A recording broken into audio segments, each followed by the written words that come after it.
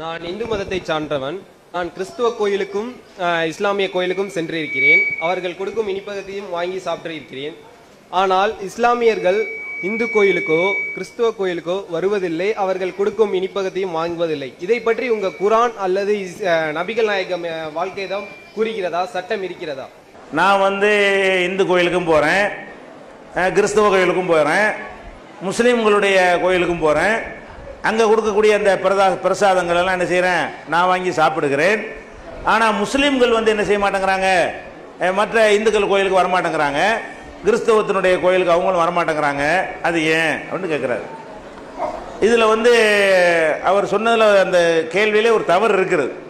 ஏன்னு கேட்டால், முஸ்லீம் கோயில்னு அவர் சொல்லுவது தர்காவை சொல்லுகிறார். முஸ்லீம் கோயில் அவர் எதை சொல்கிறாருன்னு கேட்டால், தர்கான்னு ஒன்று இருக்கிறது, பள்ளி வாசல்னு ஒன்று இருக்கிறது. தர்கா என்பது இஸ்லாத்துக்கு எதிரானது. பள்ளிவாசல் என்பது தான் இஸ்லாத்தில் உள்ளது. பள்ளிவாசல் என்று சொன்னால் அங்கே வெறும் இடம் தான் இருக்கும். அங்கே எந்த ஒரு முன்னாடி வழிபடுவதற்கு எந்த ஒரு பொருளோ உருவமோ ஒன்றுமே இருக்காது. அந்த இடத்துல சுத்தமான ஒரு இடத்துல இருந்து கொண்டு இறைவனை மனதால் நினைத்து வணங்குகிற இடம் தான் பள்ளிவாசல் என்று சொல்லப்படுகிறது. தர்கா என்று சொன்னால் என்றைக்கோ இறந்து போன ஒரு மனிதரை புதைத்து வைத்து கொண்டு அவர் அடக்கம் பண்ணி அந்த சமாதியை சுற்றி ஒரு கட்டிடத்தை எழுப்பி அந்த செத்து போனவர்களை கும்பிடுறதுக்கு பேர் தான் தர்கா. இஸ்லாத்தை பொறுத்த வரைக்கும் அல்லாஹ் ஒருத்தனை மாத்திரம்தான் வணங்க வேண்டும். முஸ்லீம்களில் உள்ள மகான்களை கூட நாங்கள் வணங்கக்கூடாது. நபிகள் நாயகத்தை கூட நாங்கள் வணங்கக்கூடாது, மதிக்கத்தான் வேணும். நபிகள் நாயகத்தை நாங்கள் மதிக்கணும், அவங்க சொல்ல கேட்கணுமே தவிர நபிகள் நாயகமே நீங்கள் எங்களுக்கு நிம்மதியை கொடுங்க கேட்கக்கூடாது. நபிகள் நாயகமே எங்களுக்கு செல்வத்தை கொடுங்க என்று நாங்கள் கேட்கக்கூடாது. அப்போ நபிகள் நாயகத்தையே நாங்கள் வணங்கக்கூடாது என்றால் இந்த தர்காவில் உள்ளவங்கலாம் யாருங்கிறீங்க? 100 வருஷம் 200 வருஷம் 300 வருஷத்துக்கு முன்னாடி வாழ்ந்து இறந்து போனவங்க. அவங்கள மதிக்கிறோங்கிற பேரில் கொண்டு அவங்கள புதைத்து வைத்து கொண்டு அவங்கள்ட்ட என்ன செய்கிறாங்க, பிரார்த்தனை செய்கிறாங்க. அவங்க வாழ்ந்த காலத்தில் மழை ஜலத்தை சுமந்து கொண்டு தான் வாழ்ந்தாங்க. யாரெல்லாம் நாகூர் ஆண்டவர், ஏர்வாடி ஆண்டவர், அஜ்மீர் காஜா, நத்தர் சார்லாம் சொல்கிறாங்க இல்லையா, இவங்கெல்லாம் யார்? இந்த பூமியில் வாழ்ந்த மனிதர்கள்.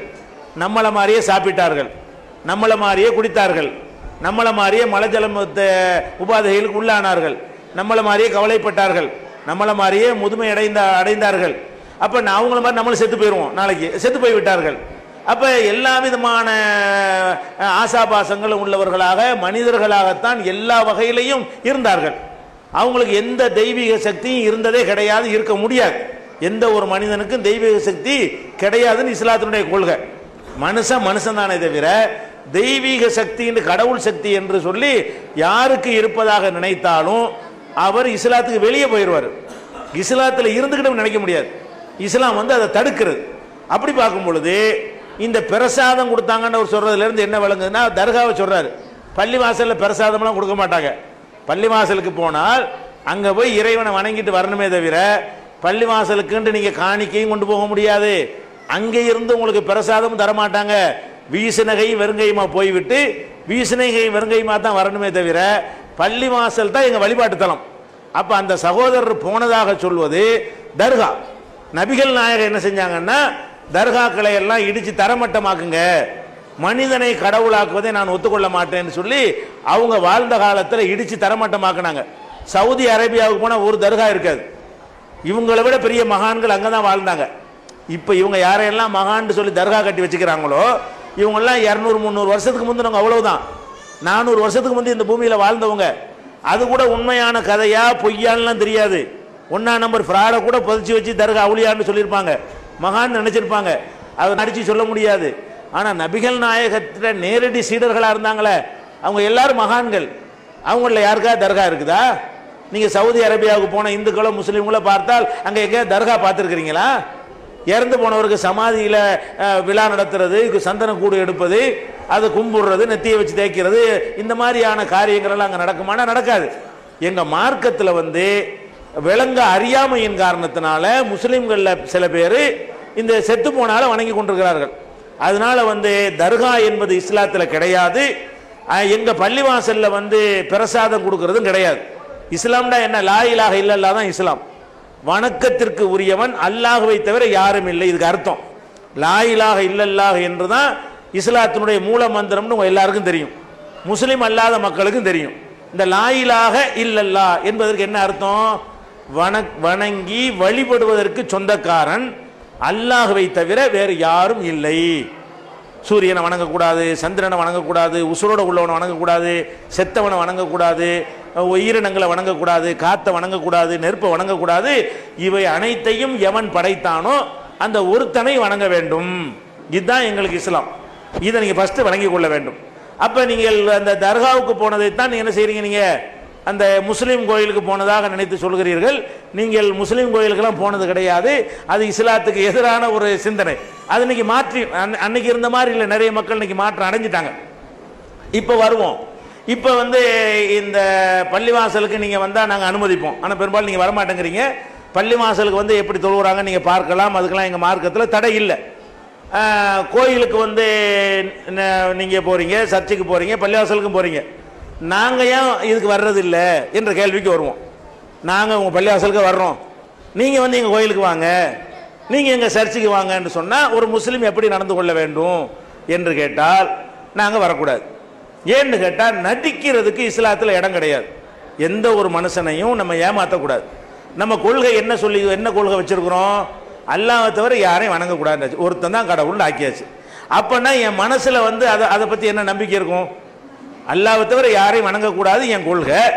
அப்போ இந்துக்களுடைய கோயிலுக்கு நான் வந்தால் கூட எனக்கு என்ன மனசில் இருக்கேன்? இதை வணங்கக்கூடாது அப்படின்னு நம்பிக்கை இருக்கும்.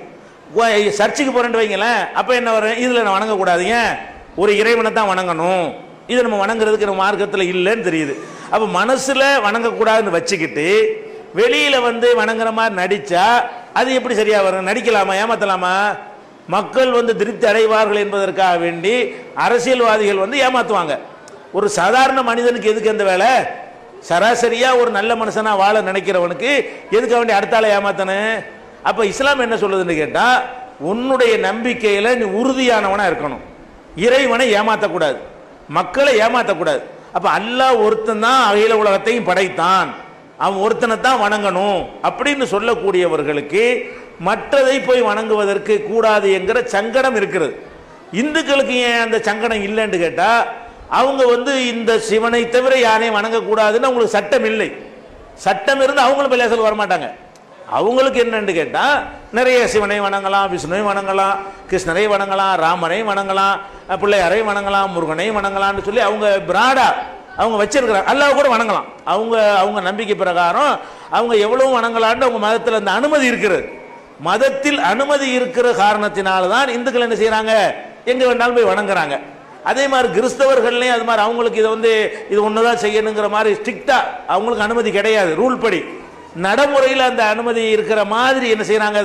அதை கொண்டு வந்துட்டாங்க, அவங்க செய்யறாங்க. எங்களுக்கு என்ன சட்டம் இருக்குன்னு கேட்டா, வணங்குறது அல்லாஹ் மட்டும்தான். நம்மளை படைச்சவனை தான் வணங்கணும், நம்மளா படைத்து கொண்டது வணங்கக்கூடாது. எங்களுடைய ஒரே கான்செப்டா என்ன? நாம் எதை படைக்கிறோமோ இதை நம்ம தான் படைச்சோம், இதை நான் வணங்க முடியாது. என்னை யார் படைச்சா அவனை தான் வணங்கணும். நான் படைக்காமல் என்னை யார் படைத்தான், இந்த பூமி யார் படைத்தான், சூரியனை யார் படைத்தான், இந்த அண்ட சராசரங்களை யார் படைத்தான், அவனை வணங்க வேண்டும். அதுக்கு மாற்றமா இருந்தால் அது எப்படி நாங்க எங்களை இங்க திணிக்கிறது, கட்டாயப்படுத்துறது? இதை நீங்க விளங்கிக்கிறணும். இதை எளிமையா புரிகிறதுக்கு ஒரு உதாரணம் சொல்லலாம். இப்ப நம்மள உணவு சாப்பிட்றோம் இல்லையா? உணவுல ரெண்டு வகையா உணவு பழக்கம் உள்ளவங்க இருக்கணும். சில பேர் சைவ உணவு பழக்கம், சில பேர் அசைவ உணவு பழக்கம். அசைவ உணவுக்காரங்க என்ன செய்வாங்கன்னா ரெண்டையுமே சாப்பிடுவாங்க. சைவ உணவுக்காரங்க ஒன்லி சைவம். அசைவ உணவுக்கு அர்த்தம் என்னன்னா அசைவம் அண்டு சைவம் தான் அர்த்தம். பேர் தான் அசைவ உணவுன்னு சொல்றமே தவிர அசைவ உணவுக்காரர் சாம்பார் சாப்பிட மாட்டாரா? ரெண்டும் தானே சாப்பிடுவாரு. அப்ப அசைவ உணவு ஆட்டுக்கறி சாப்பிட்றவர் என்ன செய்வாரு? சாம்பாரும் சாப்பிடுவாரு. சாம்பார் சாப்பிட்றவர் தான் சிக்கன் சாப்பிட மாட்டேங்கிறாரு. ரெண்டு வழக்கம் உங்களுக்கு. அப்ப சைவம்னா சைவம் மட்டும் அர்த்தம், அசைவம்னா சைவமும் அசைவமும் அர்த்தம். சொல்ல அப்படி வச்சுக்கணும் தப்பா. உண்மையில் அசைவம் மட்டும் செய்யற சாப்பிட்ற ஆளுக்கு யார் மனம் இல்லை. அசைவமா இருக்கிற ஆளுகளும் சைவம் சாப்பிட்றோம். இப்ப என்னன்னு கேட்டா, இப்ப நம்ம சொல்றோம் சைவத்துக்காரர்கிட்ட, நான் கோழியும் சாப்பிட்றேன், நான் முருங்கைக்காயும் சாப்பிட்றேன், நான் உருளைக்கிழங்கையும் சாப்பிட்றேன், நான் இறைச்சியும் சாப்பிட்றேன், நீ ஏன் சாப்பிட மாட்டேங்கிற அப்படின்னு அவர்கிட்ட கேட்குறோம் சைவத்துக்காரர்கிட்ட. அவர் என்ன செய்வாரு? எனக்கு ரூல் நான் ஒரு ரூல்ல நிக்கிறேன், எனக்கு இந்த உருளைக்கிழங்கு இதுதான் சாப்பிடணும், இந்த உயிரினங்களை சாப்பிட நான் கொள்கையில் இருக்கேங்கிறார்.